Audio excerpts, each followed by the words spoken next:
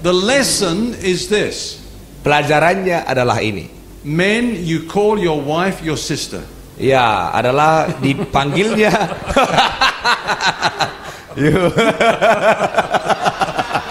No. No.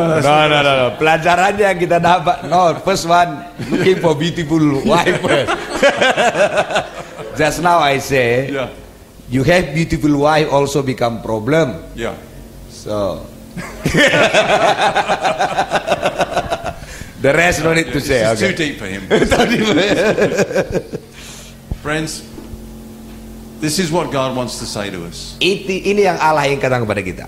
When you believe in Jesus, Waktu kita percaya kepada Yesus, you were made righteous kita menjadi orang yang benar. before God. Kita benar di hadapan Tuhan. You actually honored God Ya, kita itu menghargai, memuliakan Tuhan. by believing his record of Jesus. Waktu kita percaya kepada anaknya Yesus. And God declared you to be righteous. Dan dia mengatakan kita menjadi orang yang benar. And from that moment, Dan mulai saat itu, he has regarded you as righteous maka kita selalu diperhitungkan menjadi orang benar. and has never seen you any other way, Tak pernah lagi dilihatnya kita orang berdosa. because you are righteous. Karena saudara itu benar. It's not just how God sees you, Ya, bukan bagaimana Allah. Begitulah cara Tuhan melihat saudara. it's who you are, it's your identity. Melalui identitas saudara. We'll talk more about that tomorrow. Besok kita akan belajar tentang itu. And God regards you as righteous Dan Allah mengatakan kita ini benar. and treats you accordingly. Dan kita diperlakukan menjadi orang seperti orang benar. You are blessed. Kita diberkati.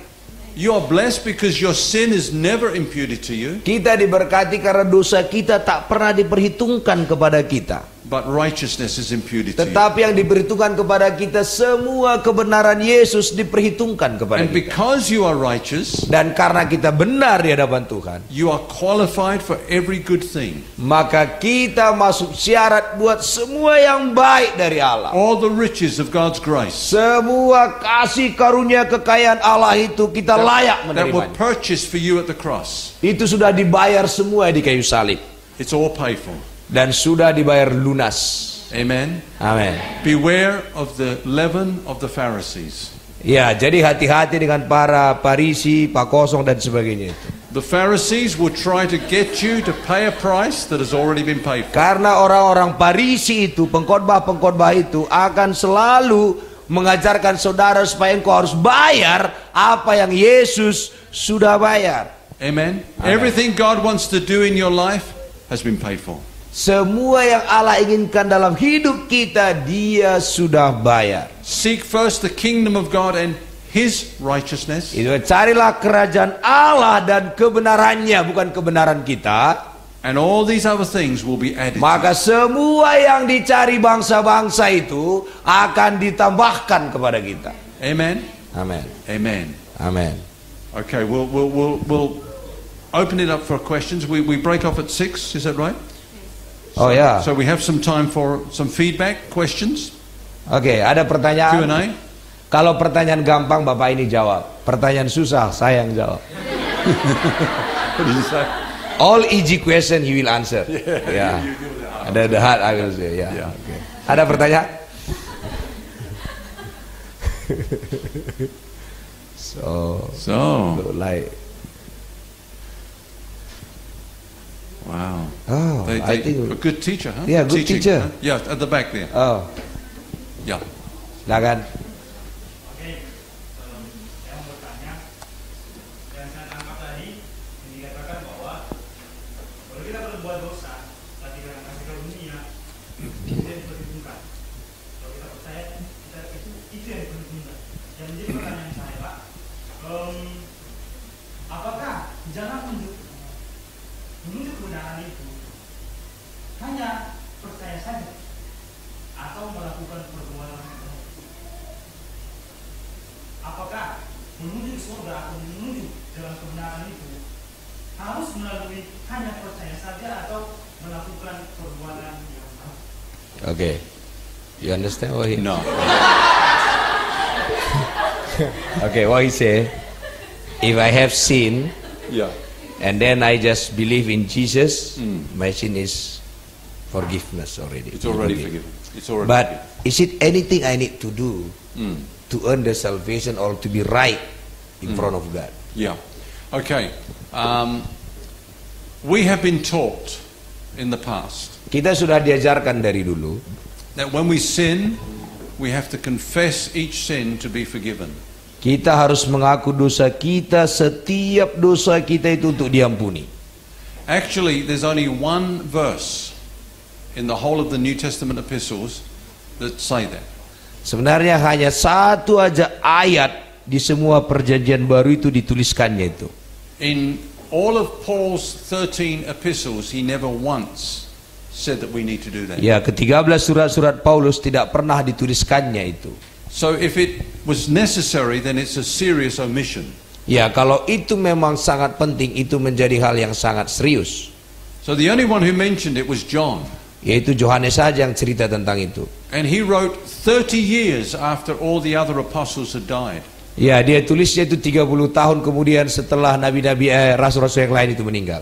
And there was a heresy coming into the church. Dan pada saat itu ada pengajaran-pengajaran salah datang ke gereja. Called Gnosticism. Were they Christians? Pertanyaannya, apakah Ananias Safira itu Kristen apa bukan? Now, we had this question this morning. Pagi tadi pun ada pertanyaan yang sama juga. And Pastor Joel quoted Joseph Prince, Ya, who pointed out something that is very interesting. Let's start with that. ya, dimulai dari situ. There are two men in Acts called Ananias. Ada dua orang sebenarnya disebut Ananias di buku Kisah Rasul itu. The first one is this man here in chapter 5. Ya, yaitu salah satunya. Coba kita lihat dalam Kisah Rasul pasal 5 ayat 1. And we read there was a certain man named Ananias. Dan kalau kita lihat Kisah 5 ayat 1, ada seorang lain yang bernama Ananias. So he's called a man. Ya, dikatakan orang lain yang bernama Ananias. But then of course there was the Ananias who went to pray for Paul when he was blinded. Ya, ada juga Ananias yang kedua dalam Kisah Rasul 9 And ayat in chapter 9 Kisah Rasul 9 ayat 10. and verse 10, Ayat 10 ada Ananias yang kedua di situ. Lihat. we read there was a certain disciple. Kalau dia Ananias. murid Tuhan, disebut di Damsyik ada seorang murid Tuhan bernama Ananias.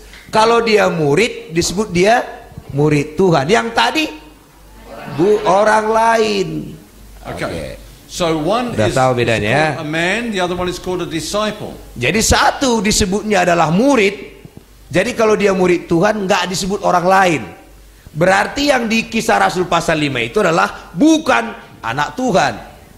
Now, Oke, itu baru Bapak ini terangkan lebih dalam mengenai itu. now when Jesus spoke about the church age, Waktu Yesus bicara tentang gereja, he said that amongst the wheat there would always also be tares. ya karena di dalam lalang dan gandum ya, lalang dan gandum akan selalu ada lalang, selalu ada gandum. And the tares look like wheat. Dan gandum mirip-mirip kayak lalang. We cannot tell them apart. Kita tidak tahu mereka yang mana, kita tidak bisa pisahkan mereka. And in the parable, the servants wanted to take up the Dan wheat. waktu itu ada dikatakan, mari kita ambil lalang-lalang itu, tapi Tuhan gak kasih lalang itu dicabut. But the master said, no, Jangan diambil. you might pull up some wheat. Karena kalau kita cabut lalang ini, Yon- gandumnya pun bisa tertarik. We are not qualified to say who is saved and who is not saved. Kita tidak punya hak mengatakan yang mana yang sudah lahir baru, mana yang belum lahir baru. The Lord knows those who are His, Ya, Tuhan tahu siapa anaknya dan kita juga tahu siapa bapak kita. and He wants you to know that you are saved. Ya, kita juga harus yakin bahwa kita adalah sudah selamat. In John's Gospel, he said, I've written these things to you that you might know that you believe in the Son of God, Ya, saya tulis kepadamu supaya engkau tahu bahwa engkau percaya kepada anak Allah. and that believing you have life. Ya, waktu engkau percaya engkau memiliki So kehidupan. He wants you to know. Ya, ingin supaya kita tahu itu. But we can. Hakimi orang lain. So I believe these people were imposters Ya, saya percaya pada zaman ini tadi, because the church was growing so quick. Pada zaman itu yang Ananias itu gereja itu bertumbuh dengan cepat. And so everyone liked the growth of the church. It looked big. Dan karena gereja itu besar, And these people wanted to get in and get up the top. dan dia dengan belum lahir baru pun dia pengen tetap naik ke atas. So they try to impress the leaders. Dan supaya membuat pemimpinnya itu terkesan, maka dioverlah dengan tanah itu. Now in chapter 5, Dan kita lihat dalam pasal 5, Acts chapter 5, ya Kisah pasal 5, we read in verse 11, ayat 11. Kisah 5 ayat 11. after Ananias and Sapphira had died, Setelah Ananias Safira yang bukan murid Tuhan tadi itu meninggal, maka ini yang terjadi. that you read it? Maka sangat ketakutanlah seluruh jemaat dan semua orang yang mendengar hal itu yang mati tadi. Okay, so great fear came upon the church and those outside that heard it. Dan orang yang mendengar peristiwa itu di gereja pun orang jadi takut, orang luar pun takut. Berarti ada orang luar juga yang datang ke gereja. So let's look at the next verse. Ayat 12. Verse 12. Ayat 12. Dan oleh rasul-rasul diadakan banyak tanda dan mujizat di antara orang banyak. Semua orang percaya selalu berkumpul di serambi Salomo dalam persekutuan yang erat. The church continued in power. Jadi gereja itu semakin kuat kuasanya. But the next verse, verse 13. Ayat 13. Orang-orang lain tidak ada yang berani. Inilah yang salah satunya si Ananias itu. Orang-orang lain tidak ada yang berani menggabungkan diri kepada mereka. Namun mereka sangat dihormati orang banyak.